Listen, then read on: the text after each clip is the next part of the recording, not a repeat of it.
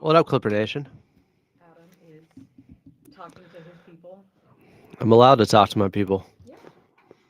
I just so then I won't put him this on yet. I normally make him stop at like 2 minutes till, and if he won't stop, We I just mute him are myself. up. Clippers in Denver taking on the Nuggets.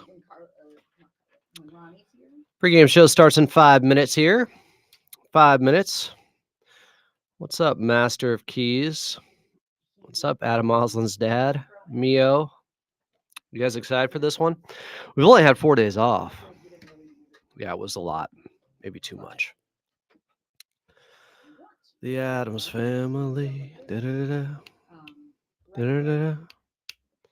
and go down to add other events. Wonder if my guy arguing with me about Big Zoo earlier is going to show up. You would drop it in, and then you pick. I don't know what to tell him. But when Ronnie's here, Big Zoo got dominated by but it's always good to check. Shengun. Shengun had 11 points. He's averaged 13 so far this season. What do you want from me? Hip to Clip, what's up? I always double check. I'm not in Denver. I'm in the Burbank studios. Safe and sound. But it's still kind of cold, And they'll be like, hence the "Hey, beanie. we can't hear anything." Or Is Nico starting as predicted? hearing, Is that out there already? oh shoot, yeah, you're not on that. I told you all like 3 days ago. Um, Did we get that information yet? Now, if it's a mirror, I'm going to look like a horse's patoot. Mm. This is a must win. It's game 26, my guy. What up, Gabe? Father, maybe back in your day it was a must win. Not today.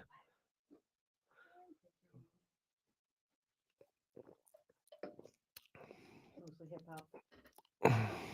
Flowers is 19. He's played 19. He's played less minutes than his age so far in the NBA.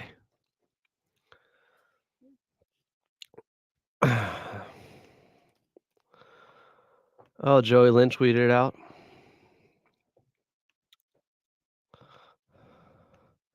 Let's just sit here and listen to Adam talk to himself. Nailed it. Not talking to myself. There's people in here. They call themselves the Adams family. How dare you? There they are. My father's in here. Adam Oslin's Oh dad. my god, this is amazing.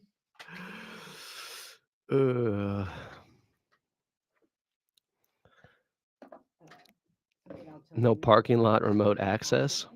And I've got a very direct sense of humor. And at one point, I made a joke. I don't travel on the road. Okay.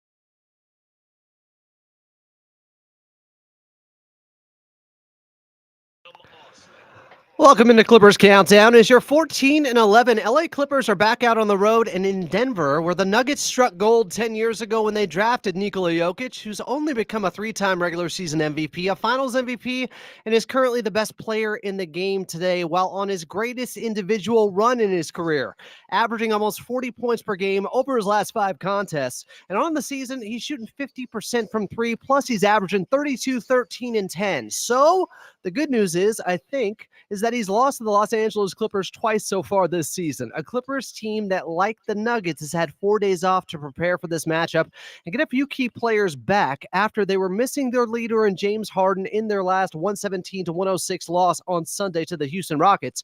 Here was Coach Lou post-game on if he liked the way his shorthanded team competed against Houston. Yeah, I do. Outside that little 4-minute stretch at the end of the second quarter, well, I thought they out-scrapped us, but overall for 44 minutes, I thought we did a good job of just competing. They made some tough shots. Yeah, but I like our guys scrap overall.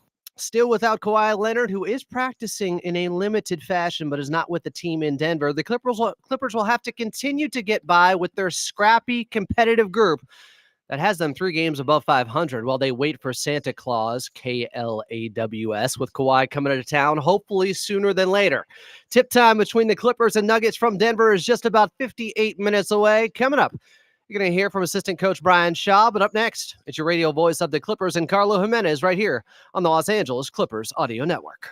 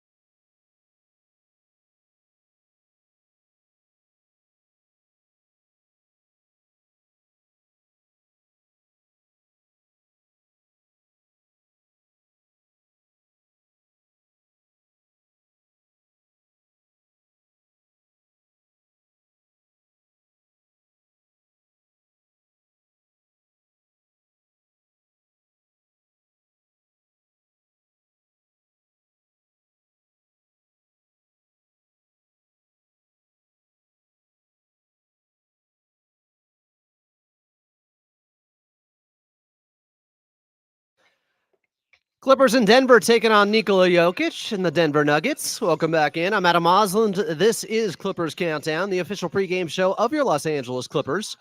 Tip-off is just about 55 minutes away from Ball Arena. And now join the show is your radio voice of the Clippers in Carlo Jimenez, YG squared. Carlo, what's up? How we doing, my friend? Double A. It's good to hear from you. It's been way too long. We're doing good. It's good to be back. Good to be back. Clippers basketball is back. An opportunity to get another big-time win. You think you have a season series against the team, Adam, and then the NBA says, actually, you got to play it one more time. The Clippers are going to have to earn it tonight against the Nuggets. No doubt. Going to be a tough one. The Nuggets are also very well rested. They've had 4 days off. Clippers have had 4 days off since their most recent loss to the Houston Rockets at home, 117-106. That was back on Sunday night. We both felt like post-game there, Carlo, it wasn't that the Clippers ran out of any fight or any heart. They just ran out of able bodies in that ball game pretty much. I mean, they were down to, I think, 9 available guys, Adam, where they could rotate in the contest. The Clippers just didn't have the same amount of juice as they usually have in games. A team that hangs their hat on the defensive end, that has to bring the energy every night, as the coaching staff has told us multiple times, we have to be the more aggressive team, and they just didn't have enough juice left in the tank for this Clipper team. No worry at all, I think, for this Clippers group. At some point, they were going to get tired. An opportunity now to reset after this 4 days off. Really, Adam, I mean, they had one game in 7-8 days. This Clipper team is ready to go, almost like a mini training camp the last couple of days. Yeah, and even in that loss, there were some positives out there. For one, the Clippers really only lost the last 3.5 minutes of the second quarter. Outside of that, they played Houston even with all the guys that were out. But Bones Highland stepping up. 5 of 10 from distance. Last couple of games now, he's 10 of 20 from 3. There are some guys that, of course, are staying ready on this Clippers team. Yeah, Bones Highland continues to show out back-to-back games in which he's setting season highs. And if you look at the games last year, Adam, this was pointed out by Rob Flom. Shout out 213 Hoops and the great blog that they run. But in Bones Highland's games in which he played 20 or more minutes, he shot 45% from the field and 38% from 3. That was in 12 games last year. So when he gets more time, when he has more opportunity on the floor, he's shown to be effective and efficient for this Clipper team. We'll see if they give him more opportunities down the stretch. Obviously, no Derrick Jones Jr. for the foreseeable future for this Clipper team, out a couple of weeks before he's reevaluated. So there will be chances for some of those guys off the bench like Bones Highland. Jordan Miller, another one of those guys. He had 12 points in that 117-106 loss to Houston, and I thought had the play of the season so far. For a young player, he gets blocked by Jabari Smith Jr. He gets the ball back, goes right back after him, and gets a layup to go off the glass. Just the resilient nature of Jordan Miller there. He is fearless. Jordan Miller, I don't think was a shy kid growing up, because the way he attacks the rim, he is looking comfortable. He's getting downhill. And like you said, Adam, he's not worried about whether his shot gets blocked or he doesn't have a good look. He fights for the offensive rebound on every single one of the shots he takes. This is someone, Adam, who came to the NBA and airballed his first shot. And he really has just not looked back. Hesitation has never been an issue for Jordan Miller. He has always been aggressive. He's always been comfortable. And as Ty Lue rightfully said, he earned his trust because of his play on the offensive end with this Clipper team. Thought Big Zoo was getting a little bit more active out there too. He had 21 and 12. More was asked of him, of course, because of all the guys that were out in that game against Houston. And that was his best game against the Rockets so far. Easily his best game. Felt like he was aggressive. He got into the paint. He called for the basketball. Ivica Zubac continues to shine for this Clipper team, especially during this season on the defensive end, Adam, averaging over a block per game for this Clipper group. He scored 20-plus points for the 8th time this season last game. Adam, he had 20 or more points 4 times this season prior. So when you think about that difference, I mean, he's already doubled the amount of games that he scored 20 points, and we're only 25 games into the year. Ivica Zubac operating at another level for this Clipper team. Clippers in Denver tonight, taking on Nikola Jokic and the Denver Nuggets. Tip-off is just about 52 minutes away. Carlo Jimenez is on the call. Coming up next, they'll be speaking with assistant coach B. Shaw. I'm Adam Osland, and this is Clippers Countdown right here on the Los Angeles Clippers Audio Network.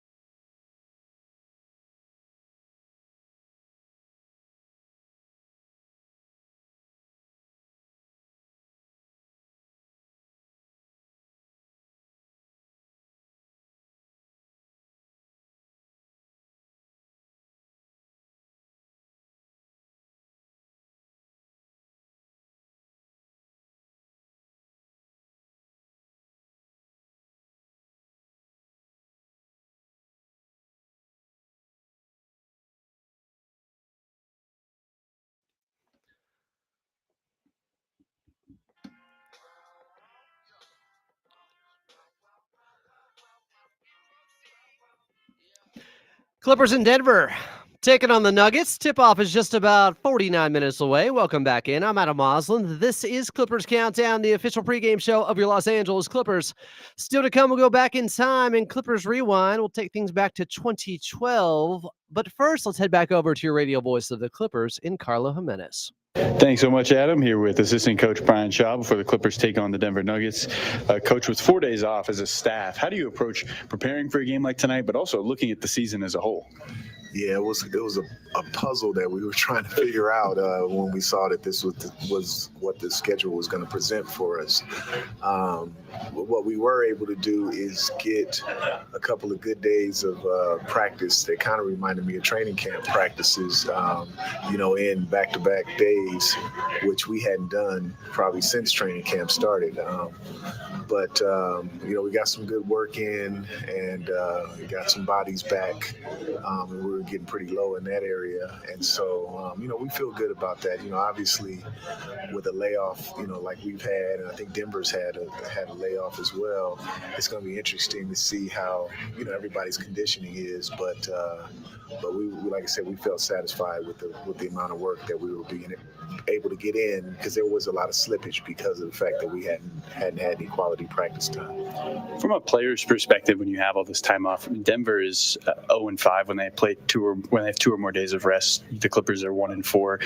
How does that extra rest affect that next game that you play?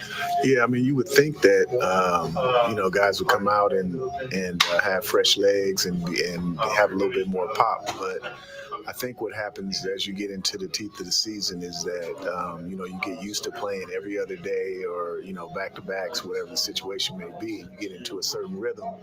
And when you have a layoff, you lose that rhythm that you've established. So, it's just a matter of regaining that and not letting too much slide until, it's to the point where you do regain it. Just 2 more for you, Coach, but can't talk about Denver without Nikola Jokic. What's the first thing that comes to mind when you see his name on the scouting report? Uh-oh. I don't know if that's one word, but no, look, he's a great player, and he does everything, and I mean everything for this team. And he's one of the, a lot of guys of his stature sometimes have a hard time shifting to different modes in terms of what the team needs, right? Like if you're a facilitator or you're a scorer, and being able to balance it and do both, and in this last stretch of games that he's played, he's pretty much averaging a triple-double. He's increased his scoring a great deal, as well, because they were struggling. And I saw a statement that he made that in his country, if you play the way that they've been playing, you get, you make a little less money, you get dock pay. So after he said that, he stepped his game up even more, which is hard to believe that you could even do that. But like I say, he means so much, not only to his team but this league, international players, and just players overall, in terms of a selfless guy that just goes out and does whatever it takes for his team to win. Thank you so much, Coach. Best of luck. All right, thank you. Carlo Jimenez there pregame with Brian Shaw. Welcome back in. I'm Adam Moslin. This is Clippers Countdown. Clippers in Denver taking on the Nuggets. Up next, we're going back in time in Clippers Rewind right here on the Los Angeles Clippers Audio Network.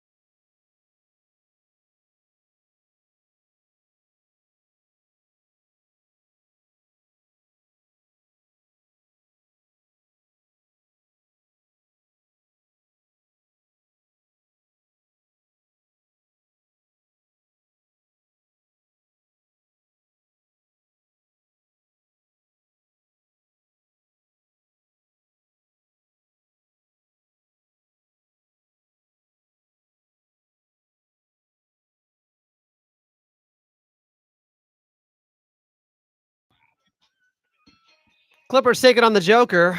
Why so serious? Nikola Jokic in Denver. Third meeting between the two so far already this season. Tip-off is just about 43 minutes away.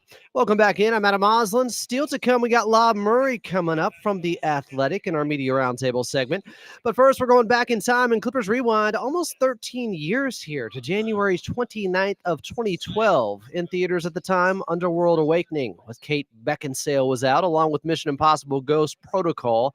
I heard that's the best one, but there's far too many for me to watch. On the radio in 2012, LMFAO's Sexy and I Know It. And the Clippers were in Denver, and it was a former Nugget, Chauncey Billups, making his old team pay.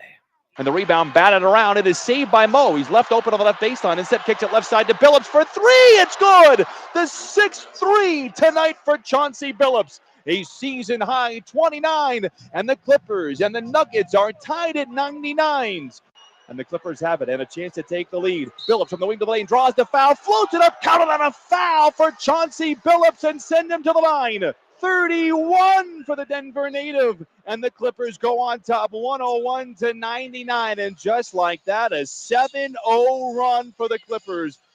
Billups, Chauncey Billups with 32 in their 109-105 victory over the Nuggets, including those big shots late, because after all, he was nicknamed Mr. Big Shot. Who do you think you are? He was the Finals MVP back in 2004, back when he was with the Detroit Pistons taking on the Lakers. Chauncey was just with the Clippers for 2 seasons, but averaged 11 points and 3 assists per game. Dealt with some significant injuries, but was big in the leadership department for the young guys. That was from way back in 2012. Clippers taking on Denver tonight in Denver from Ball Arena. Tip-off is just about 40 minutes away. And up next, your player to watch right here on the Los Angeles Clippers Audio Network. What up, Puppet?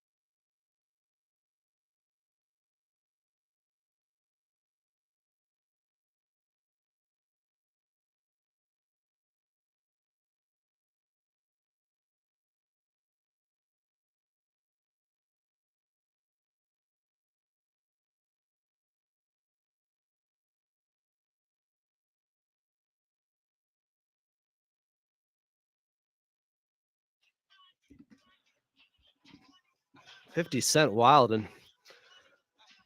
Clippers in Denver taking on the Nuggets. Tip-off is just about 38 minutes away. Welcome back in. I'm Adam Oslin. Coming up, we got Lob Murray of The Athletic, plus your injury report. But first, this is LA Clippers basketball. Watching this guy play right now is really something. Players to watch.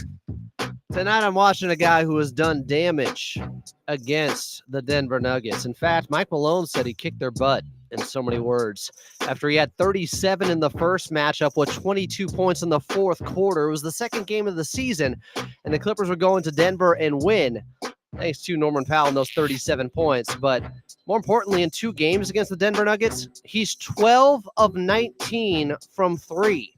Norman Powell. That is 63% from the outside. Last game, though, against Houston, a team he has struggled against, he had just 17 points, 5 of 18 shooting. And they're going to need more from Norman Powell tonight. At least 25 points from Stormin' Norman in Denver.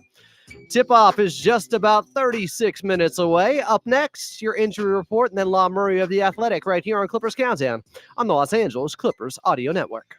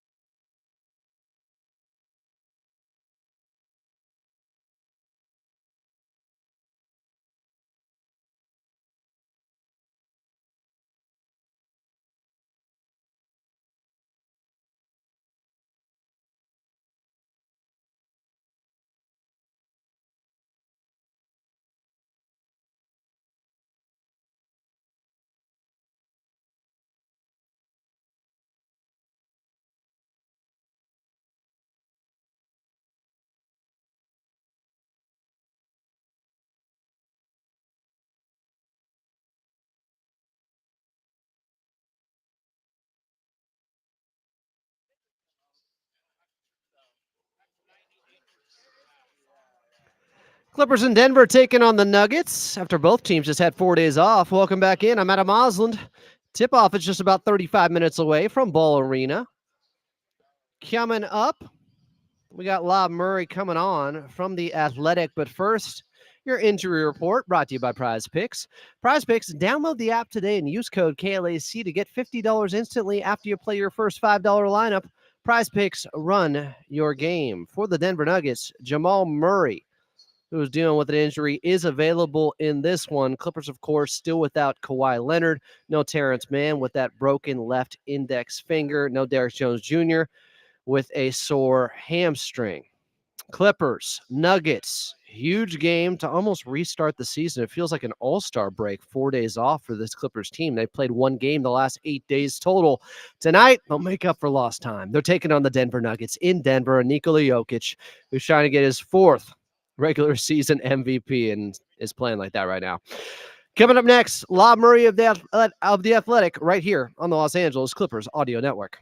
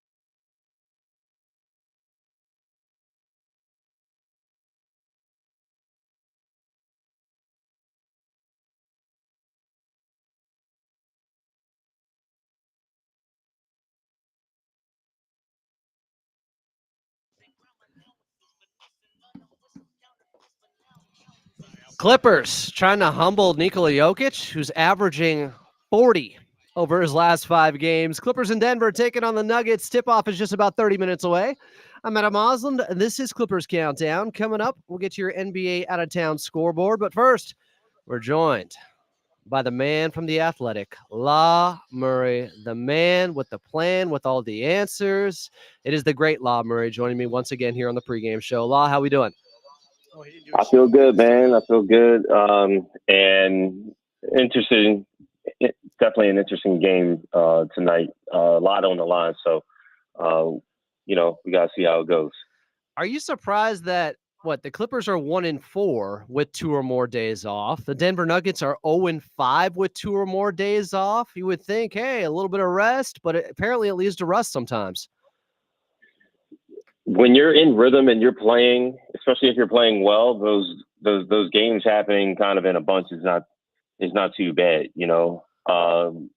when you get some days off. I mean, think about the context of some of these games. The Clippers have been even more shorthanded than usual for some of them. They didn't have a single one of these extra, more than one day before a game between Halloween and the Minnesota game, which was the second night of the back to end that stretch. They were the only team in the league with that kind of with those kind of logistics. So I feel like rest is good, but sometimes you got to spend that time recovering. You got to spend that time getting used to rosters and lineups that you haven't played. We're about to see that yet again tonight with the Clippers. Derek Jones Jr. is just missing his first game of the season. So, it's great to have rest, but having a bunch of rest is not everything in the NBA. Sometimes you want to have your rhythm and to play well and to keep those games coming when you are playing well. At La Murray, VNU is where you follow him on X, on Twitter. So no DJ. And we got the news that Nico Batum will be in the starting lineup, as predicted. I thought you made some great points. He started the second half when they didn't have DJ against Houston. He also was playing and starting in a preseason game against Sacramento. Any surprises by this? And what's the main objective with Nico Batum in the starting lineup? What's the advantage there over having Amir Coffey? Well, I think you're going to have similar issues either way you look at it. You're not going to be as athletic or physical, right? But with Nico, you have a vet who understands the assignment. You have a guy who has started for T. Lue in that spot before, and it's just a matter of familiarity. Like that's what you're going with tonight. I think that's going to be the case for the most part. Like they've tried Amir at the 4, and I'm sure Amir is going to get his chances, but Amir is not as physical, not as big, frankly. And I think that Amir is in a pretty good rhythm coming off the bench as it is. So, we're not going to see the same kind of advantages. The hope is that Nico can get his 3 ball going, because that's really where most of Nico's points have come from this season. And then on the other end of the floor, you have again, that size, length, experience, at least in the half court. I think before shots, you're in a good spot with Nico. I think the concern is just going to be the rebounding part. But that was honestly, that's going to be the case with Amir as well. James Harden returns after missing his first game in their loss against the Houston Rockets. I was impressed with the way they played without him and fought in that game, Law. It just felt like their identity remained intact. What did you see against Houston, and how do you expect James Harden to look tonight? Well, James definitely needed the break. I think Jordan Miller mentioned that he was surprised that was the first game James had missed all season. I mean, James is very hard to get to not play, no matter how close or how far away from 100% that he is. So giving him 8 days off is a good reset for his body, given the workload and the minutes and just the career that dude has had. And he played extremely well on December 1st when the Nuggets visited Intuit Dome. He dominated that game from the free throw line. He had the step back going. He played, I believe, the entire second half in that game. I don't think he's going to need to do that tonight in Denver. And just this matchup in general, you got Norman and James who have played comfortably against the Denver Nuggets defense. And that's against the Denver Nuggets defense where Russell Westbrook is out there trying to call out everything that the Clippers are trying to do. it hasn't worked. So I think the biggest thing about tonight, as far as James is concerned, is the same thing that we've been talking about for months: taking care of the basketball, getting shots on goal, and actually making it hard for Denver to feel comfortable defensively. Do you think there's something to that head-to-head record where James Harden is 16-8 in his career against Nikola Jokic, or is it just him loading up back when he was in his prime and Jokic was still a young player and it's a little bit padded that way? Well, I think James is comfortable against the Nuggets, period. I think he mentioned that before. It's like everyone talks about how the Clippers have struggled. James wasn't a part of that. You know what I'm saying? Like, we can separate that right now. Like, yeah, I don't think it's an accident that when the Clippers have had, pretend point guards, that they haven't played the Nuggets very well, and having James Harden, even when James isn't playing his best, there's a turnaround. There's a level of comfort. Again, the turnaround really started last year. James had a pretty good game against Denver last year when they lost in Denver, and that marked their 6th straight loss. He just didn't finish the game as well, and that was the last time James and Russ started together. So I feel like, when you think about head-to-head records for players, it's always going to come down to the support around those guys. Yeah. Like Nikola, he's had a consistent group. Who's been lining up and who hasn't been lined up with Nikola. Nikola's never had a current all-star teammate in his NBA career. James has had a lot of help and a lot of talent.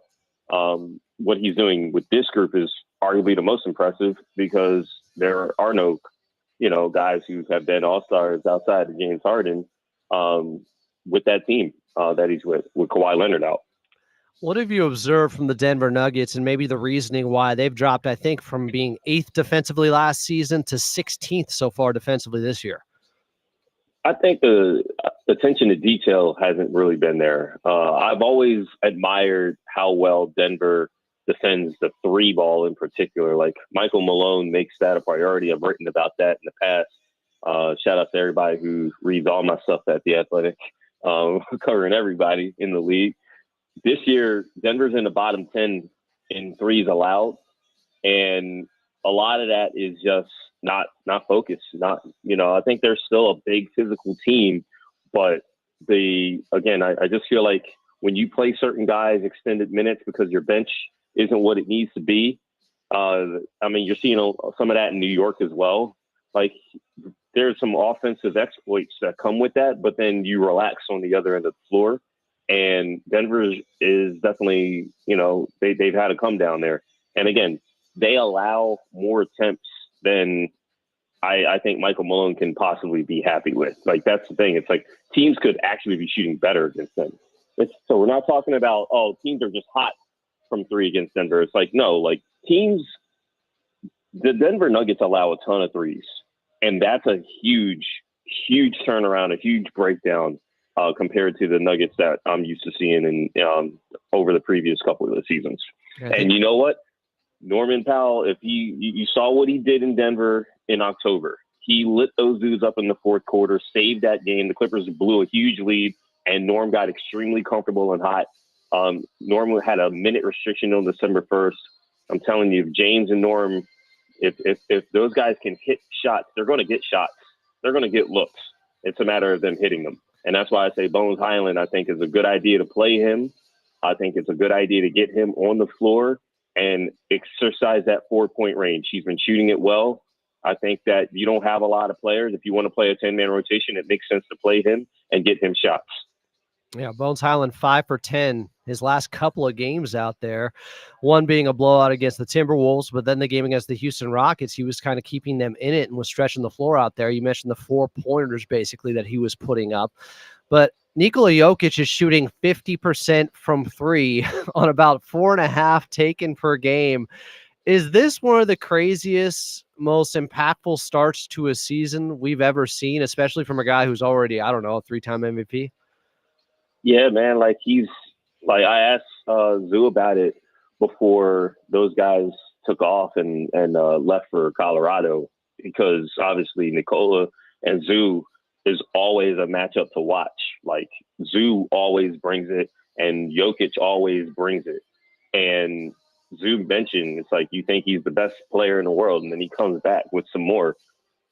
We saw in Denver, I was like looking at Nikola miss threes early. I was like, yo, the Clippers are letting this dude get way comfortable, and it's like if he hits these shots, it's going to be a long night for them. And he did. Like, that was the night that he set his career high, I believe, making, I think, 7 threes in that game. They survived Nikola Jokic that night. Yeah. Like, Nikola had like 40-something in that game. Nikola loses a lot of games where he scores a lot of points. Okay? He's had a 56-point game, a career high against Washington, and they lost that game. I think the Clippers, not that they want Nikola to get his easily, but they want him to be aggressive working for his shots, and they want to close out his outlets. They don't want the cut on the baseline that you see Aaron Gordon get. They don't want Michael Porter Jr., a guy who doesn't, create his own shot all that well, to get those easy threes where you're out of control closing out. All you got to do is, take one dribble, step to the side, and hit shots. They want to make it hard on Jokic, and the way you make it hard on Jokic is to stay home, ask Zoo to defend him straight up, make Jokic, if Jokic wants to shoot 30 times, I think the Clippers will take that as long as Jokic has a poor assist-to-turnover ratio. And so, we're talking about a guy who never even shot 40% from three. Now he's making half of his threes and taking more of them than ever, and, just making them more of them than ever. And it's aggravating, but you can't get frustrated. You got to stick to your game plan. And I guarantee you the game plan is to make Nikola work for everything that he's got out there. Points, rebounds, anything where he is outletting. That wedge is coming to get him the ball in motion so that he already has a built-in advantage and can pick you apart from there. It's like you got to be physical and not let that screen get there. And then obviously, on the defensive end of the floor, make him work, put him in ball screens, watch his hands, because his hands are incredible. He gets a lot of steals. If you can get to the rim on Nikola, that's where you beat them. If you can get to the paint and spray out for threes, that's where you beat them. Lastly, Law, I got to get an obligatory Kawhi Leonard question in here. He practiced a couple times. He was limited this week. He's not with the team in Denver. Is there any timeline or anything we can go off of, maybe a comp with other players coming back from similar injuries when it comes to when Kawhi is actually going to take contact at practice? Yeah, and this is sourced in case people think I'm just, there's no timeline. There remains no timeline. They're going to take their time as far as Kawhi returning to a limited participation in practice. He will eventually graduate to contact, and they want to make sure his knee responds well. They want to make sure that Kawhi doesn't rush it. And look no further than Chris Middleton and Joel Embiid. We're talking about a knee that has to be protected. I feel like when Kawhi gets back, I wrote about this to start the week. The expectations just have to be low for him. He's going to come back, but it's not the end of the process if he gets out there, starting games or whatever. It's the beginning. He's got to show that he can put in these weeks where he ramps up. He's got to show that he can get on the floor, stay on the floor, play 20 minutes, graduate to 25 minutes, graduate to the player that we all saw last year, an all-NBA performer. Like, that's going to take some time. So I don't really, I hope that everybody coming to the game Monday enjoys the bobbleheads. Don't really see Kawhi playing in that game. There's a 3-game road trip. Would be surprised if he's on that road trip. But everything else from there is all bets are off. They're going to have time before the Warriors game after Christmas. They're going to have time after the Warriors game before they have a back-to-back. There's obviously no way he plays on both games of that back-to-back to end the calendar year. But I think that there's, as these weeks progress, the chances of him coming back progress. It's just great to see him actually dressed and participating. It's not going to take him long mentally. I think it just is they're going to be cautious, and this is going to be a long road. I don't expect Kawhi Leonard to be playing at a all-NBA level. Not that he's eligible for that anyway, but I don't expect him to be a guy that the Clippers primarily play through until probably February. You hear that, Jimmy Butler's agent? This was well sourced by Law Murray here. At Law Murray, the NU is where you find him. He covers the Clippers for The Athletic. There's nobody better. Law, thanks for doing this once again here on Clippers Countdown. Hey, thank you, and enjoy the games, man. Coming up next, we'll get to an NBA out-of-town scoreboard. Clippers in Denver. Tip-off just about 16 minutes away. I'm Adam Osland, and you're listening to the Los Angeles Clippers Audio Network.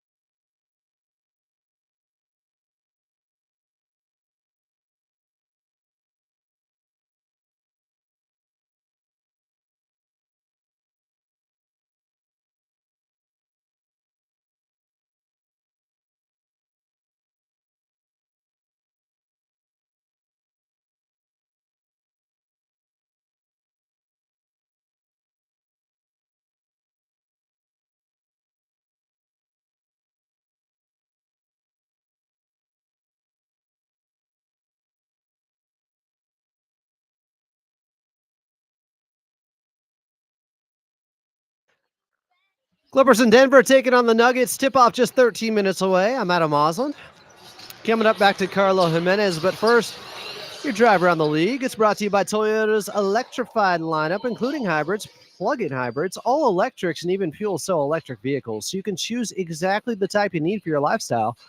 We make it easy. End of the third quarter, a little bit of a surprising score in Cleveland.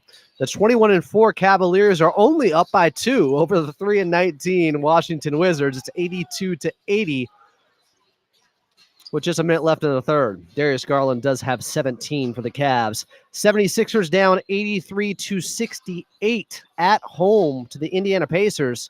Halliburton with 27 and 10 assists already. And the Memphis Grizzlies, early second quarter, lead the Brooklyn Nets 46-42. Later tonight, Trailblazers host the Spurs. Jazz host the Phoenix Suns. We got the Clippers in Denver taking on Nikola Jokic and the Nuggets, and tip-off is just about 12 minutes away. Up next, back to your radio voice of the Clippers and Carlo Jimenez.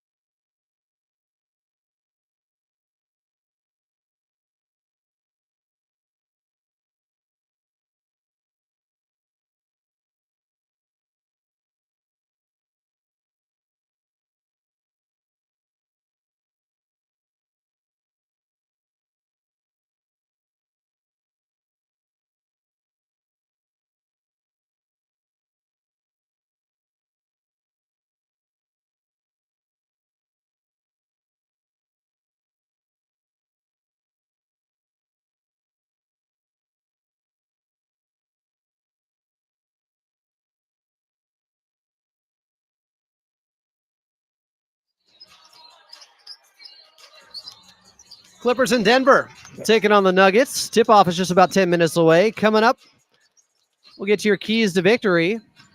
Back on the show is your radio voice of the Clippers in Carlo Jimenez from Ball Arena. Carlo, can I get some proof of life? He's You dead. talking to me? Sorry. Are you trying to, is that? Your screen was black, and now I can see him. Okay, Carlo Yeah. Jimenez is back with us here. Clippers taking on the Denver Nuggets. Carlo, what's the biggest reason the Nuggets are only 2 games over 500 so far? They just haven't been consistent. They haven't had their group together, I think, is what they'll tell you, Adam. I mean, Nikola Jokic and Jamal Murray and Michael Porter Jr. have missed 18 of their 22 games right now this season. They have not had that full cast of characters together. That's a big part of it. And then I also think it's figuring out how to adjust without Kentavious Caldwell-Pope, who was a big part of this group. Christian Brown has been excellent on the offensive end for them. Maybe hasn't given them that same defensive punch you talked about, but their defensive rating has slipped a lot. And then this is just a Denver group, Adam, that's trying to come away with a new style of offense. I mean, this is a team that does not shoot a lot of threes. They're last in the NBA in the percentage of their offense that comes from the three-point line. They like to get out and do it in transition, but when you don't have somebody like Jamal Murray for extended time, when you don't have that defensive stopper that you had last year like Kentavious Caldwell-Pope, that makes it tough, and Denver's going through those growing pains right now. Yeah, they're taking just 33s per game, which is 30th in the NBA. And it's 2 below the team that's at 29. They're taking 32 per game. So it's extremely low when it comes to getting those attempts up from the outside right now with the Denver Nuggets. But they still have one of the better offenses in the league because they have Nikola Jokic. This is a guy, and Ivica Zubac talked about this recently, but it's insane that he's getting better, and he's already a 3-time MVP. He's a finals MVP. He's the best player in the world, and maybe he hasn't even reached the peak of his powers yet.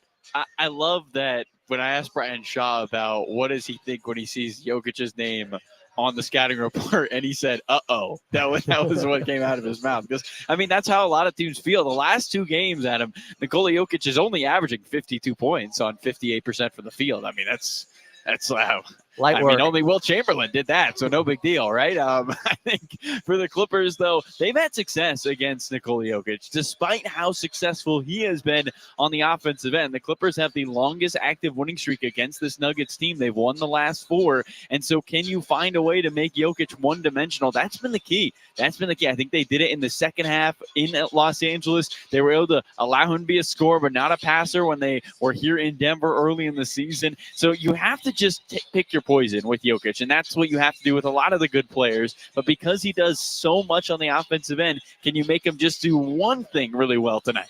And hopefully it's not a 3-pointer because he's shooting 50% from the outside, second best percentage in the league from 3, and he's doing it at 7 feet tall.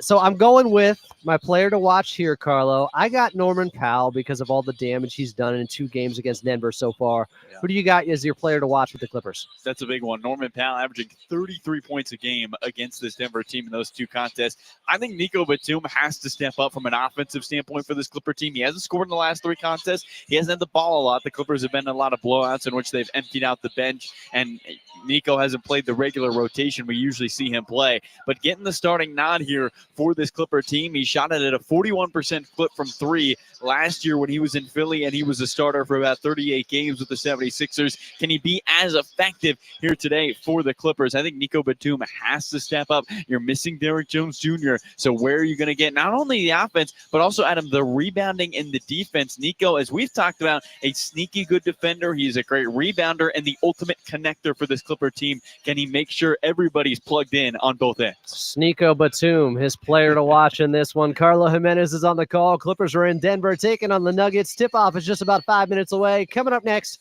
we'll get your keys to victory right here on the Los Angeles Clippers Audio Network.